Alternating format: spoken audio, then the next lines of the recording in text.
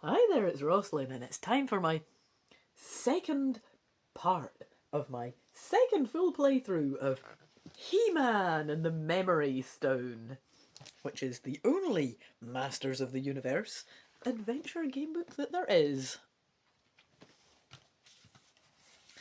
So, we had met Horse Guy, I forget his name. We're on section 103 if you're reading along, or if you're not, we're still on section 103. Oh, Thunder Horse, he's called. Thunder Horse.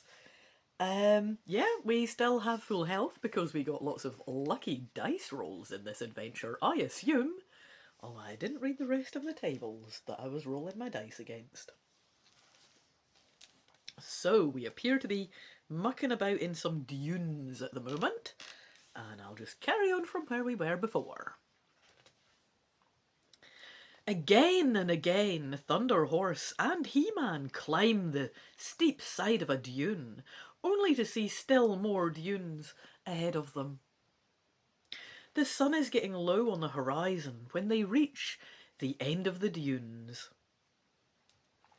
Here the sand is firmer, and He-Man leaps onto Thunder Horse's back, and they continue.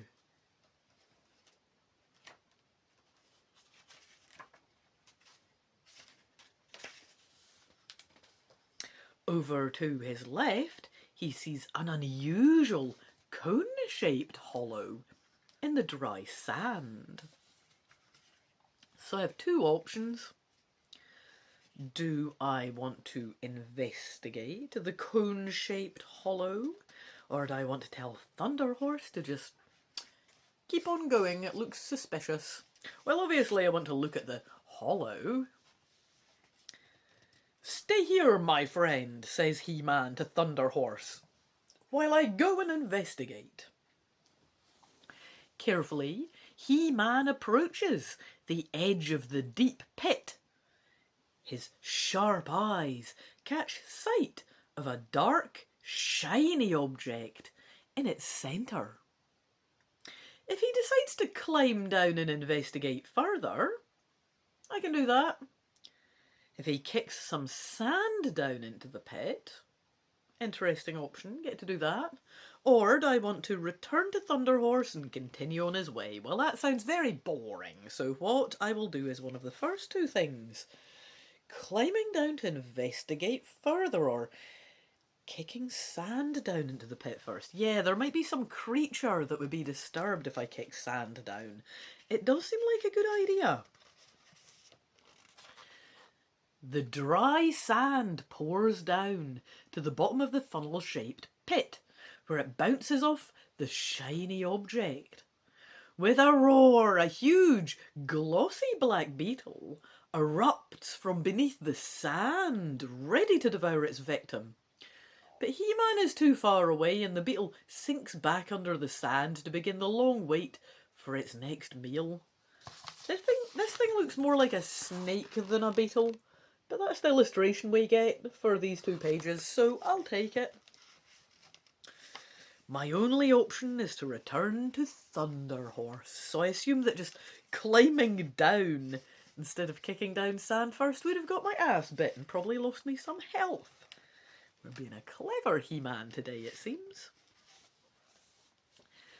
Dusk approaches as Thunder Horse gallops across the burning sands towards He-Man's next obstacle, the vine jungle.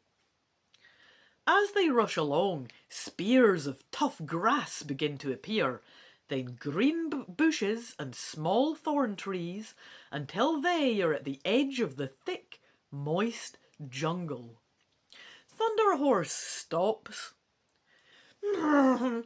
"Here our ways must part, my friend. I can help you no more. I will return to my green plains." "Thank you," replies He-Man. "You are a true friend."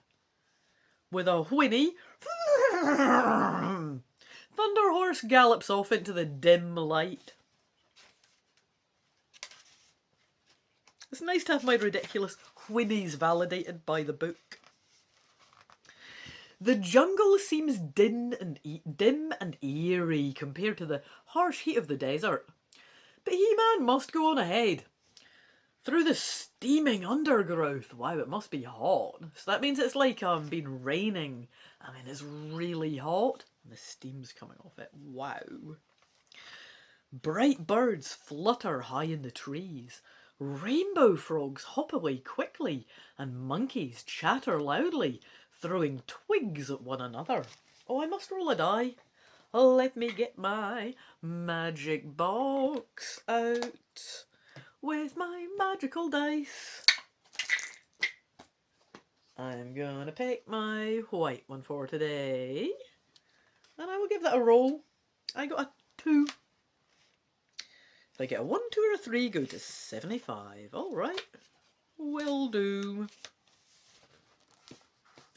As He-Man pushes through the undergrowth and hanging creepers, he comes across the beginning of a pathway. So I get to follow the pathway, or just continue through the undergrowth. I see no reason to hack on through this undergrowth. And hanging creepers, which could be snakes or anything.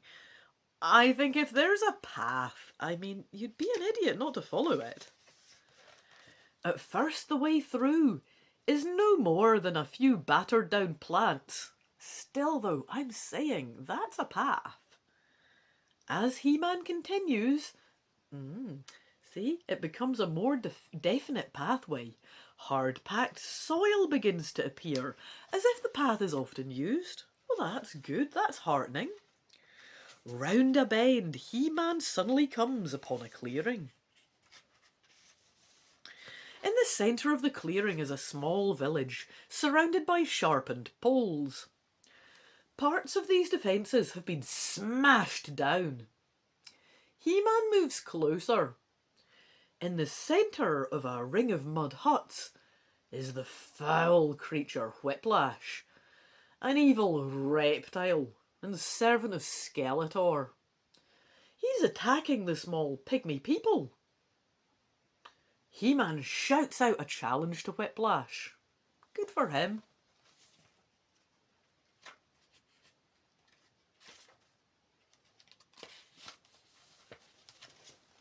Have a wee drink first.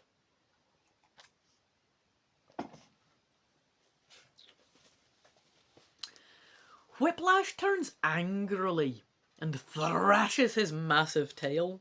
I don't know what he looks like. Is he a lizard thing? Don't know. He charges at He-Man, knocking several of the pygmies aside. Oh, I have to roll a die on a table. Okay, I got 3. He-Man jumps over the tail as it thrashes about. Oh, sorry, I roll the die and score using table below until I get a 6. Right. So this whole fight, right, so the first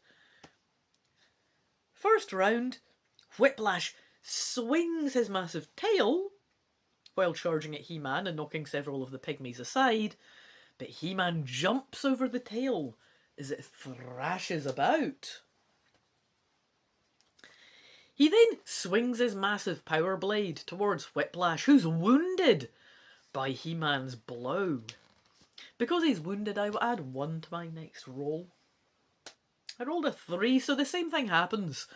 Another whack to somewhere very fleshy where it doesn't do him permanent damage, but does benefit to my next roll. Maybe I've sliced him in the arse cheek or something. And once again, I've sliced his other arse cheek, so I've still got +1, but still. Alright, I rolled a 4, so he is knocked to the ground by my mighty punch. I add 2 to my next roll. I got a 3, so again, I'm just kind of punching him in the kisser, and he's like, oh, and I'm getting a +2. Rolled a 4, so I stabbed him again. I feel like the power blade should do more damage than punching him, but okay, who am I to judge He-Man's mighty punches? I've not watched this cartoon since I was a small child, so I get a +1. Jeez, also got a sloping thing to roll it on. Right. Oh, I rolled a 6.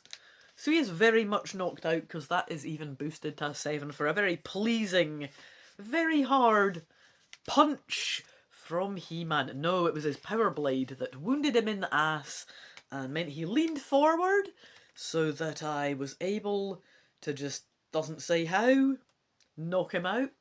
Maybe I just need him in the nuts very violently and he passed out. It doesn't say. I'm going to imagine that. Job done at any rate. I am the victor of that fight. And I didn't even take damage, which was good. I don't know if the lower rolls would have done more damage. I really need to figure out how people do the apparatus for top-down stuff. Because I have books with lots of pictures, like this one has bonny pictures.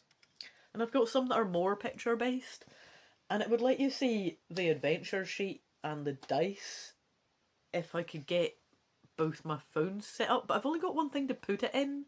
I've got a janky apparatus set up with a tripod that's not designed for this. I'll have to look into that.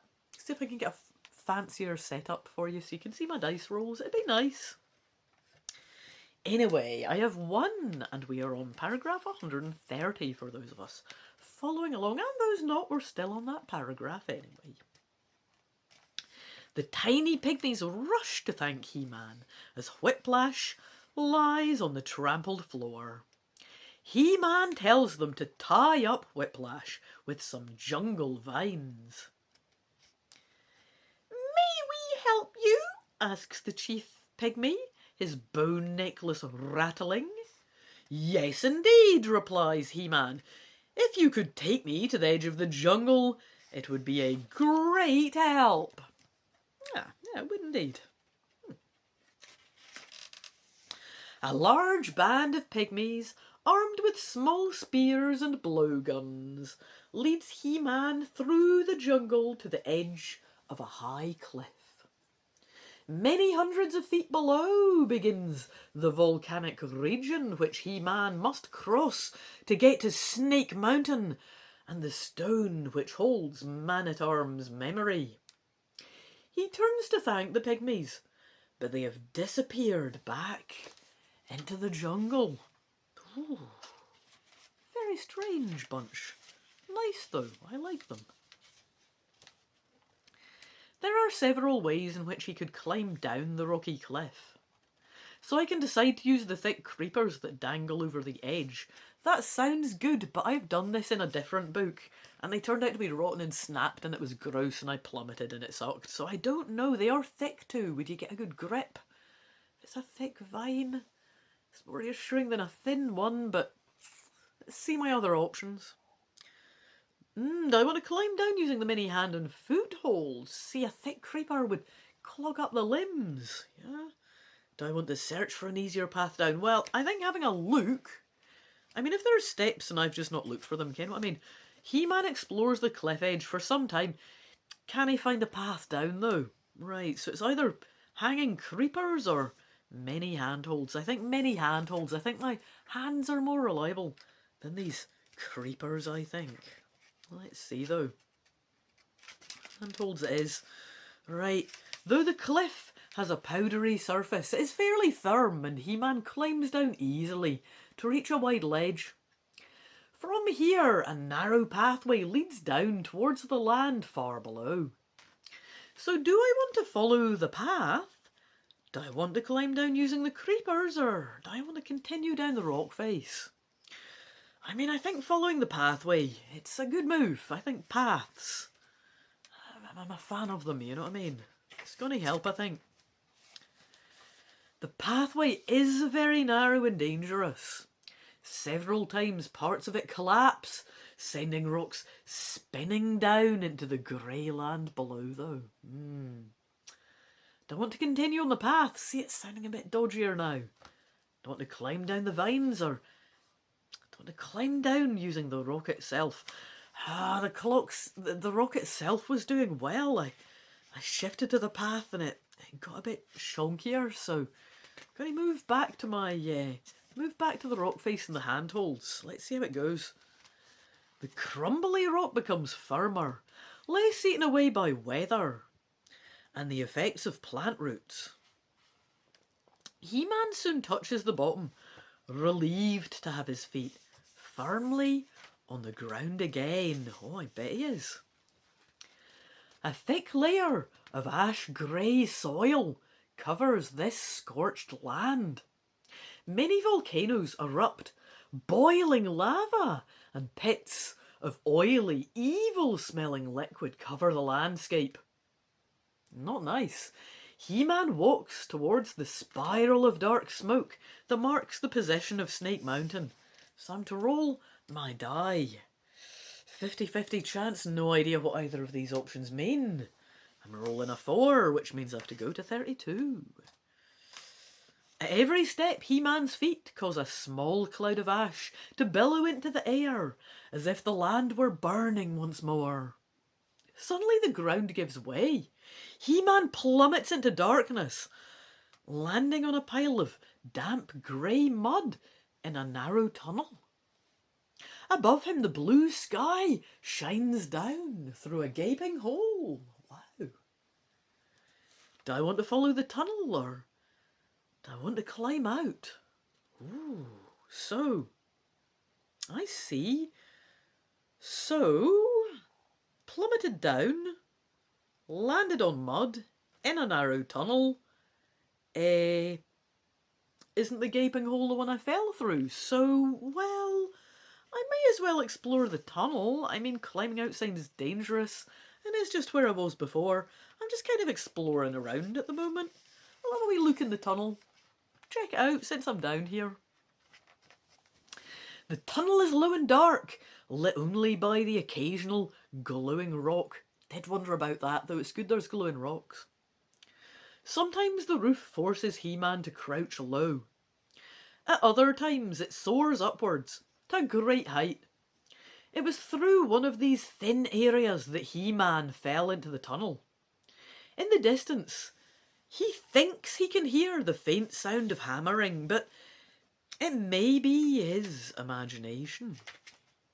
Suddenly the faint hammering is replaced by a much louder noise. It's the sound of grinding. Or burrowing. Ooh, what? Grinding and burrowing, eh? Another 50-50 roll with mystery outcomes. Let's see, I've gotten a 3. Turning to 44. The sound becomes much louder. As the tunnel wall begins to crumble away, out becomes a vast worm-like creature. Oh, it's the one we saw before. Covered with heavy, faintly glowing armour plating and horns. Oh. Okay. I get 2 options. Ooh, do I want to remain still and let it pass? Good point, because I bet it's blind. Or docile. Do I want to attack it? I never see the point of just attacking things for the hell of it, really. I'm just going to let it go by. It's just living its best life, and I am in its domain. This is kind of its house. No, I'm not going to plummet in and start stabbing it. That'd be mean. Just going to stand here, let it go by. He-Man freezes. Not with fear, but through caution. Yeah, I mean, it's probably not going to harm me, you know what I mean? It seems alright. I'm glad we're on the same page. I'm glad He-Man's a good guy. The creature has done him no harm yet.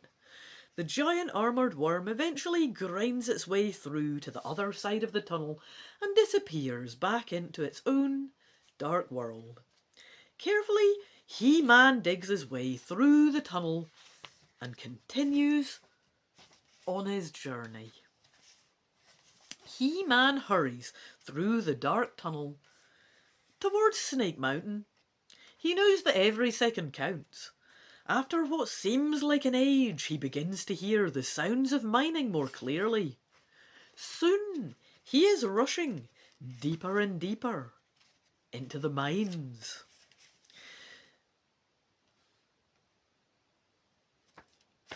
Let me just check I'm at the right piece. I believe I am. There's just been a slight jump of explanation. I believe it's okay though. Yep, digging through the tunnel, continuing on my journey. Going to 78. Yep, rushing deeper into the mines. I'm on 131. Yeah, I'm at the right place. It's just because when you see what the paragraph is, you'll see why I had to check. Because with no further explanation, it just says, the Skelcons drop their mining tools and flee in terror at the sight of He-Man. I was like, what? We have Skelcons here? I believe it was a whole event. We've not had Skelcons mentioned. I just thought it was on the wrong piece. Anyway, Skelcons. The Skelcons. That were down here, apparently, mining, I guess. They drop their mining tools and flee in terror. Without Skeletor to drive them on, they are lazy and cowardly. Oh, they mentioned them earlier, didn't they? I just think a wee bit more blurb about the Skelcons before them running away. Whatever. It's fine, it's fine. We even get a whole picture. It's fine. At last He-Man reaches the deepest part of the mine and enters the small chamber. Ooh. The memory-draining stone. Ooh, the memory stone, eh? Ooh, the memory stone, eh? It lies in the centre of the chamber. He-Man approaches it carefully. Suddenly, there is a flash, and out of a cloud of dark green, foul-smelling smoke steps Skeletor, Lord of Destruction. So, He-Man, you have come this far, but you will go no farther. Prepare to die! He laughs. He's not a nice guy. Not nice. Rude boy, that Skeletor. Skeletor raises his Havoc Staff. Oh, this is the illustration right here. Boom, that's him. Havoc Staff. There's me. Havoc Staff, right. Skeletor raises his Havoc Staff. He-Man stands ready with the Power Blade drawn and shining with energy. That's what it is. I'm holding up the Power Blade, right? Oh, roll a die. I'm not looking at my table. I'm just rolling my die. Oh, I got a 6. I'm rolling until I get a 6, it says. Just boom! He-Man knocks the Skeletor unconscious with a blow from the mighty Power Blade. Well, I mean, that does sound like the kind of thing that happens in kids' cartoons. Oh, it's got 150 paragraphs. We're on the last one. I think I've won the adventure. This is very exciting. It's been quite a long playthrough because the last one was about half an hour long, and then we've got another 25 minutes odd for this one. So it's been a good time. I wish more of these books were Masters of the Universe Adventure game books, because they have 8 in the series. It's only got 6 on the back of here, but there are 7. I've got all of them. And this one. But I got them because I thought they were all game books like this, and the rest are just stories. I might read them out anyway and show off the pictures in case anyone, because it shouldn't take long to do. It could be fun. In case anyone wants to see. Someone might like to see them. Maybe people... Did you read the books? Did you play this when you were a kid? Did you read the books? Would that be interesting? I don't know. Anyway, I'll have a little sippy sip. It's just because this is a cliffhanger because we're getting to the end. Have a little drink and get on with that.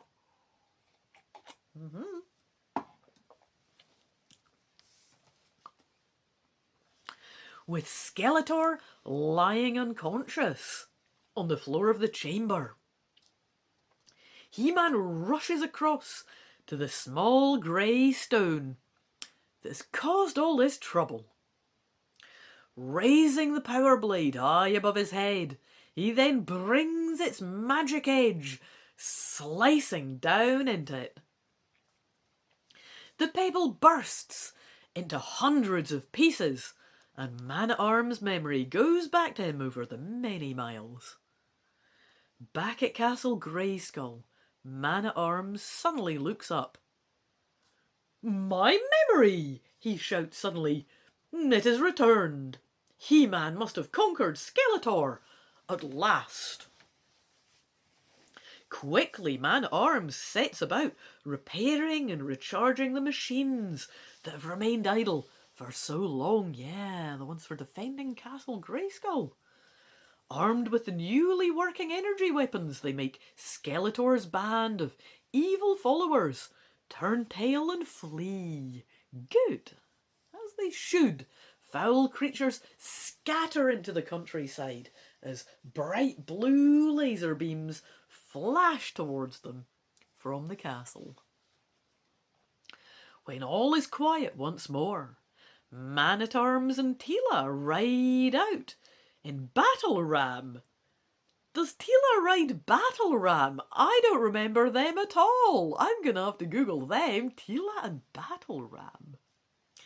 Anyway, Man-at-Arms and Tila ride out in the battle ram. So it's a vehicle, not a mount.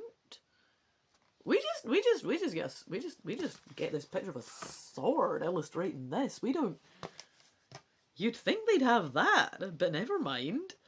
So they're all riding out to rescue He-Man from Snake Mountain. They pick him up from the very top of the mountain where he stands in triumph. The dark and deadly side of Eternia is, for the moment, defeated. The masters of the universe are one step closer to the total destruction of all that is evil. The end. I had a lot of fun playing this. Did you have a lot of fun joining me on my adventure? I feel like my dice rolls there were absurd. I feel like even though I won the adventure, there's surely a lot I missed there. I'd like to play it again. Do you think it's worth doing? Would you watch me playing this again? If you'd like to see it, I'll do that. What do you think? Let me know in the comments. Let me know what you thought of my Let's Play. That's all I have to say about that. I'm going to put a Ko-fi link in the description. If you really want to donate to my channel, I will fully appreciate that, but I do not expect anybody to do this. I just hope you enjoy coming along on my little adventures. I'm going to say toodaloo the noo, bye-bye and cheerio. I hope to see you in another video. Bye!